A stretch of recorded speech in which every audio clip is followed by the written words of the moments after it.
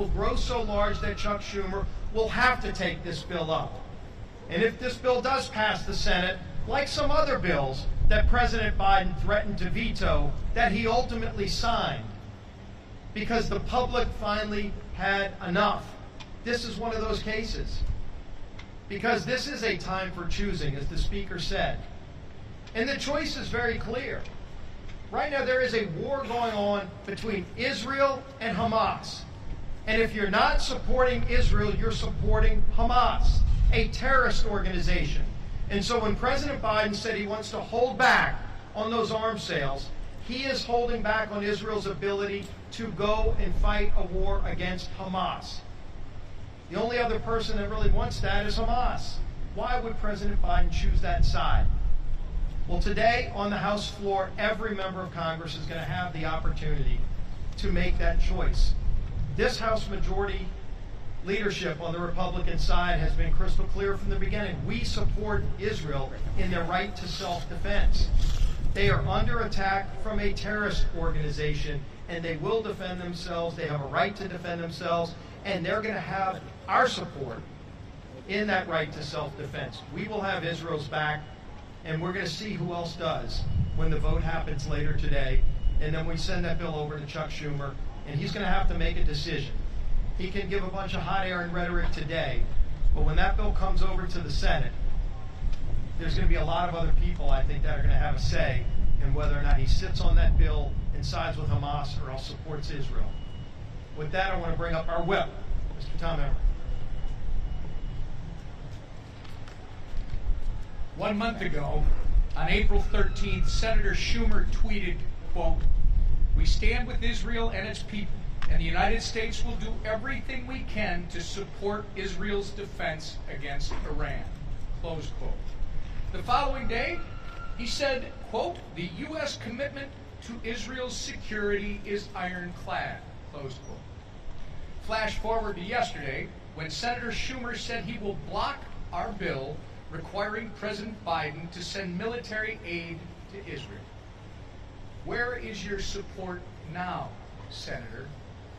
Was it always just lip service, or do I need to buy you a new dictionary? Because last I checked, purposely withholding resources from one of our most precious allies when they're fighting for their very existence is not an ironclad commitment to their defense. It's aiding and abetting barbaric terrorists whose sole mission is to wipe Israel off the face of the planet. Moral of the story? When Joe Biden and the Democrats tell you that they support Israel, do not believe them. Actions speak much louder than words, and their actions have shown that they would rather stand in solidarity with terrorists than support our strongest ally in the Middle East. Meanwhile, the world is watching. Iran and its proxies are taking note, but the American people and our allies can rest assured that House Republicans will not let up on our mission to ensure Israel has the resources it needs to end Hamas once and for all. And with that, I'll turn it over to our conference chair, Elise Stefan. Thank you, Whip Emmer. Just a brief comment on the breaking news this morning. We continue to see unprecedented and illegal lawfare against President Trump, whether it's the sham Alvin Bragg trial in New York City or the weaponized DOJ. Joe Biden disregarded over 250 years of constitutional executive privilege when he orchestrated an unprecedented raid on President Trump's home to obtain presidential records that President Trump was allowed to have under the Presidential Records Act. Now, Joe Biden is hiding behind executive privilege to prevent the American public from hearing how he knowingly mishandled classified intelligence for personal financial gain. On Israel, the lack of leadership we're seeing from the Democrat Party led by Joe Biden and Chuck Schumer is disgraceful.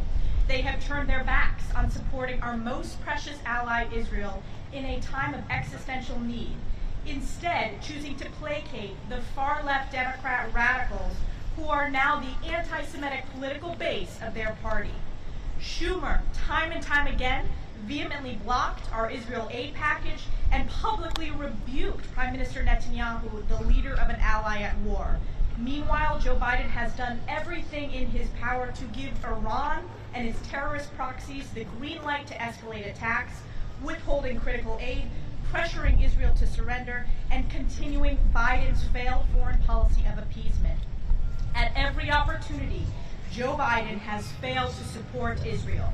Under Joe Biden, our adversaries no longer fear us, and our allies cannot rely on us.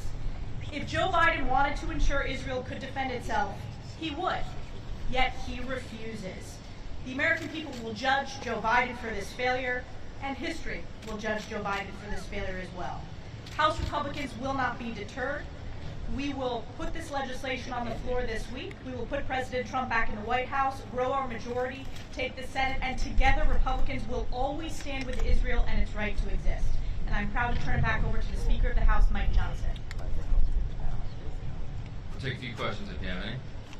Yes, ma'am. I'm wondering, have you had any conversations with Leader McConnell regarding this bill, and if Senator Schumer refuses to bring it up, how can we further advance this act? Clearly, Senate Republicans are in favor of this, and as we noted at the outset here, we do have broad bipartisan support, I believe, in the House.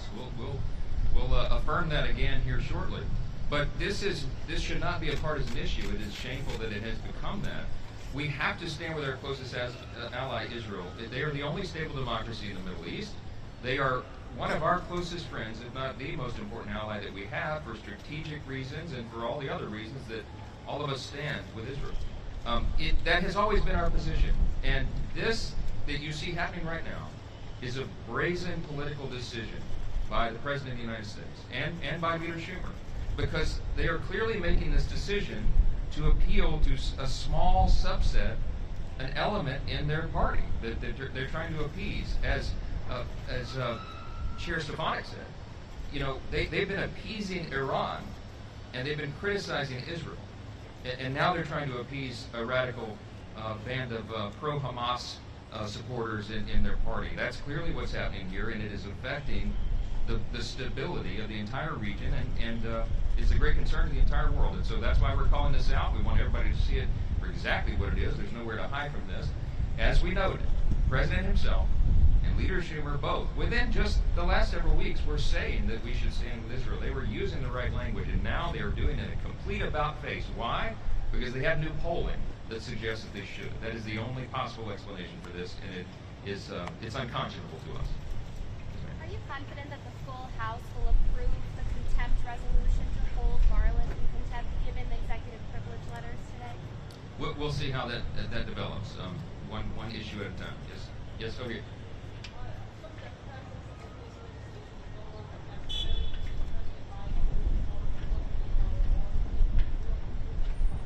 That's a pittance. That is a window dressing. That is to try to give him political cover. Those are things that were already determined a long time ago. We just passed the aid package just less than 3 weeks ago, and now they're defying the will of Congress. This was an overwhelming vote here on this floor, as you saw.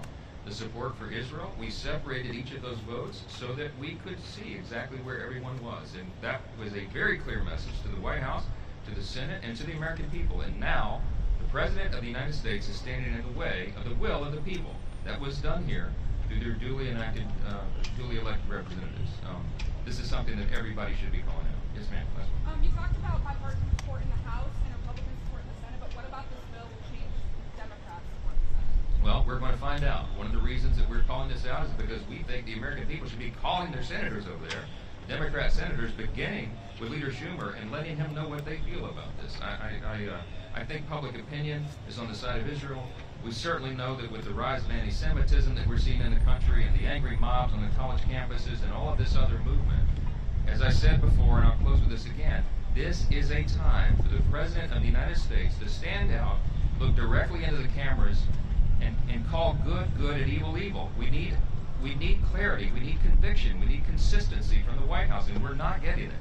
And that is why all of these problems continue to be exacerbated. We're calling on the President to take that action. We're calling on Chuck Schumer to put this bill on the floor when we send it over there and let the Senate vote its will. With that, thank you for being here.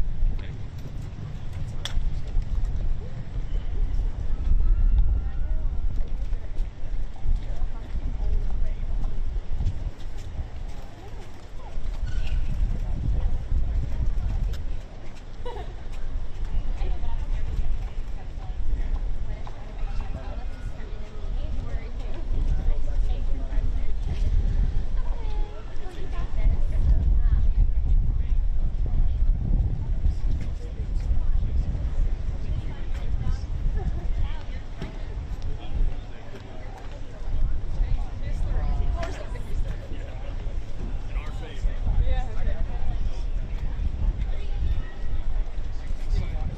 Thank you, sir. Y'all have a good day.